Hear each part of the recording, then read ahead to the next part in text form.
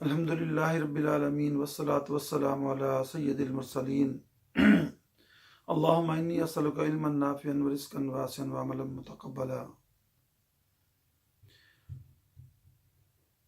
اللہ رب العزت قرآن مجید میں فرماتے ہیں تؤتی الملک من تشاء وتنزع الملک ممن تشاء وتعز من تشاء وتذل من تشاء بیدک الخیر انک علی کل شیء قدیر۔ اللہ تعالیٰ جس کو چاہتے ہیں بادشاہی عطا فرماتے ہیں، اور جس کو چاہتے ہیں، جس سے چاہتے ہیں اس سے بادشاہی چھین لیتے ہیں، اور جس کو چاہتے ہیں عزت دیتے ہیں، اور جس کو چاہتے ہیں ذلت دیتے ہیں۔ اسی کے ہاتھ میں بادشاہی ہے، اسی کے ہاتھ میں بھلائی ہے، اور وہ ہر چیز پر قادر ہے۔ ہم دنیا میں بے شمار جگہوں پر دیکھتے ہیں کہ لوگ عزت کے بھوکے ہیں، لوگ مال و دولت کے بھوکے ہیں، لوگ دنیا کی دولت کے پیچھے پڑے ہوئے ہیں، دنیا کے اسباب کے پیچھے لگے ہوئے ہیں۔ تو اللہ رب العزت بھی جو ہیں وہ عزت اور ذلت کے مالک ہیں، بادشاہت کے مالک ہیں۔ جس کو چاہے نواز دے، جس سے چاہے چھین لے۔ یہ جو تصور ہے رب العالمین کی ذات کا، اس کو کم لوگ ہی جانتے ہیں، اور جو جانتے ہیں ان کو پتہ ہے کہ کس سے مانگنا ہے، کیا مانگنا ہے، اور کیا اوقات ہیں، کب مانگنا ہے۔ اللہ تعالیٰ یہ علم، یہ فکر، یہ ذکر جس کو چاہے نواز دیں، جس کو چاہے اپنا بندہ بنا لیں۔ تو اللہ رب العزت کی بارگاہ میں اصل عزت جو ہے وہ اللہ رب العزت کی بارگاہ میں ہے۔ روایت میں آتا ہے کہ اللہ رب العزت جس کو عزت دینا چاہتے ہیں دنیا میں، تو فرشتوں میں اس کا ذکر کرتے ہیں کہ یہ بندہ میرا محبوب بندہ ہے، تم بھی اس کو پسند کرو۔ اور پھر فرشتے آسمان دنیا پہ آ کے اعلان کرتے ہیں کہ فلاں بن فلاں، فلاں جو کہ فلاں کا بندہ بیٹا ہے، اس کو اللہ تعالیٰ کی ذات پسند فرماتی ہے۔ دنیا والوں تم بھی اس کو اپنا محبوب بنا لو۔ تو لوگوں کی نظر میں وہ محبوب، وہ پیارا، وہ معزز بن جاتا ہے۔ اور جس کو اللہ تعالیٰ فرشتوں کے سامنے دھتکار دیتے ہیں، یہ اعلان فرما دیتے ہیں کہ یہ بندہ میرا نافرمان بندہ ہے، یہ گمراہ ہے، تو فرشتے اس کا اعلان کر دیتے ہیں آسمان دنیا پر آ کر۔ پہلے وہ فرشتوں کی مجلس میں یہ بات ہوتی ہے، پھر وہ فرشتے، روایت میں ایسے ہی آتا ہے کہ وہ فرشتے آسمان دنیا پر آ کر اعلان کر دیتے ہیں کہ فلاں بندہ، فلاں بن فلاں، فلاں کا بیٹا جو ہے، فلاں بندہ، وہ اللہ تعالیٰ اس پر غضبناک ہیں، وہ اللہ تعالیٰ کا نافرمان ہے، وہ غلط بندہ ہے، وہ بدکار ہے۔ تو لوگوں کی نظروں میں اس کو دھتکار دیا جاتا ہے، اور اس کی عزت ختم ہو جاتی ہے۔ تو اصل عزت اللہ تعالیٰ کے ہاں ہے۔ ہم سب لوگوں کو یہ کوشش کرنی چاہیے کہ ہم اللہ رب العزت کی نگاہ میں معزز بن جائیں، اللہ تعالیٰ کی نظر میں ہم صاحب اختیار، صاحب قدر والے بن جائیں۔ نبی اکرم صلی اللہ علیہ وسلم بیٹھے ہوئے تھے، تو آپ نے فرمایا اپنے صحابہ سے کہ ابھی جو بندہ آئے گا وہ جنتی ہے۔ صحابہ کرام میں شوق پیدا ہو کہ کون سا بندہ ہے جو داخل ہوگا مجلس میں؟ تو دیکھا ایک صحابی آئے، اور صحابہ میں وہ بیٹھ گئے۔ تو نبی صلی اللہ علیہ وسلم بات فرما رہے تھے، اپنے بات بیان کرتے رہے، اس کے بعد وہ اٹھ کر چلے گئے، صحابہ بھی اٹھ کر چلے گئے۔ تو اگلے دن پھر بیٹھے ہوئے تھے، تو آپ نے فرمایا ابھی جو بندہ آئے گا وہ جنتی ہے۔ تو وہی بندہ جو ایک دن پہلے آیا تھا وہی دوبارہ آیا، صحابی رسول۔ تو صحابہ نے ان کو دیکھا۔ ایسے ہی تیسرے دن پھر نبی صلی اللہ علیہ وسلم نے فرمایا، نبی اکرم صلی اللہ علیہ وسلم نے فرمایا کہ ابھی جو بندہ آئے گا وہ جنتی ہے۔ تو صحابہ کو شوق پیدا ہو گیا، کون سا بندہ ہے، کون سا صحابی ہے، دیکھیں۔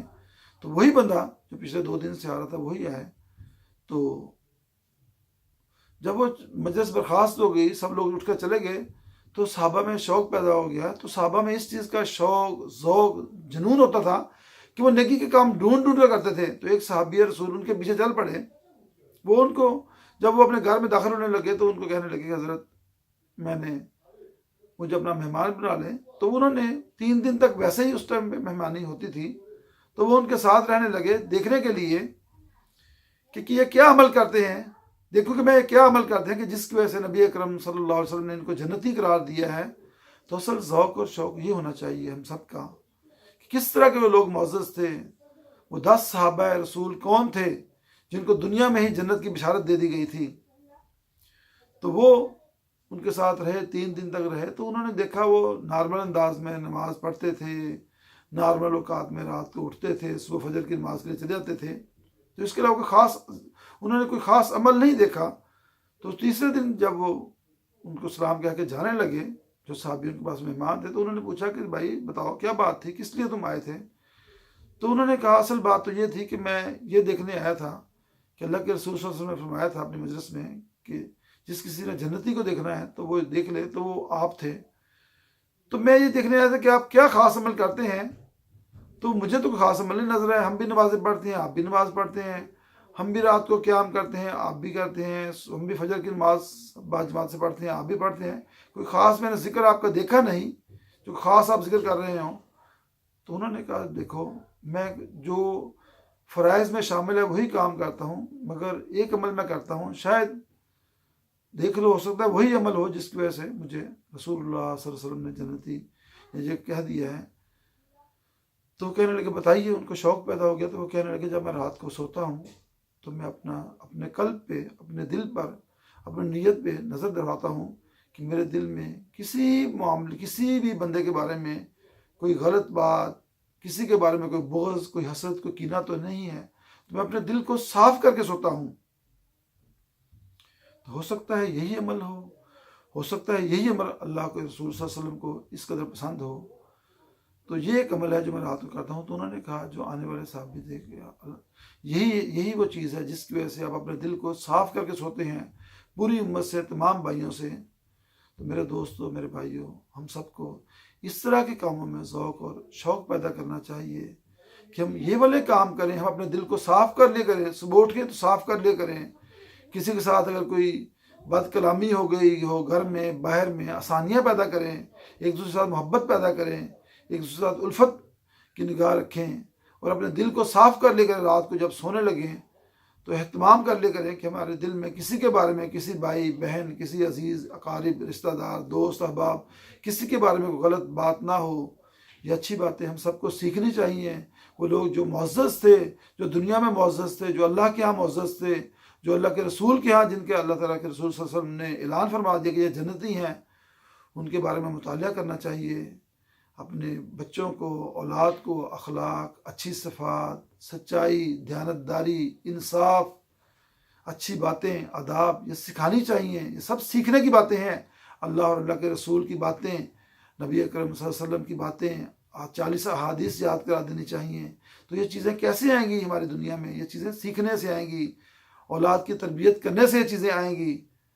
اور جو آج کا جو سبق ہے، جو سب سے ضروری سبق ہے کہ جب اولاد کو ہم دنیا کی دولت دے دیں، جب ماں باپ، جب دنیا والے اولاد کو دنیا کی دولت دے دیتے ہیں، جب ان کو صرف دنیا کا ہی شوق پیدا کر دیتے ہیں، تو وہ پھر ماں باپ، جب وہ بچے اولاد جو ہیں وہ دولت مند ہو جائیں تو والدین، وہ ماں باپ ان سے ڈر ڈر کے بات کرتے ہیں کہ کہیں اولاد ان سے ناراض نہ ہو جائے، کہیں اولاد ان سے ناراض نہ ہو جائے، کیونکہ وہ مالدار ہو جاتے ہیں، وہ بچے مالدار ہو جاتے ہیں، تو والدین، ماں باپ اولاد سے ڈر ڈر کے بات کرتے ہیں کہ کہیں وہ بچے، وہ اولاد ان سے ناراض نہ ہو جائے۔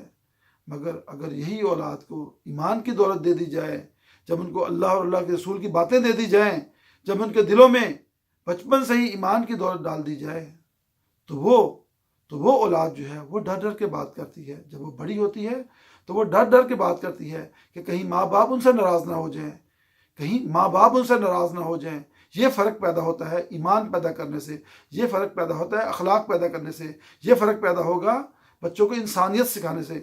اللہ تعالی ہم سب کو، آپ کو سمجھنے کی، سننے کی اور عمل کرنے کی توفیق عطا فرمائے۔ وآخر دعوانا ان الحمد للہ رب العالمین۔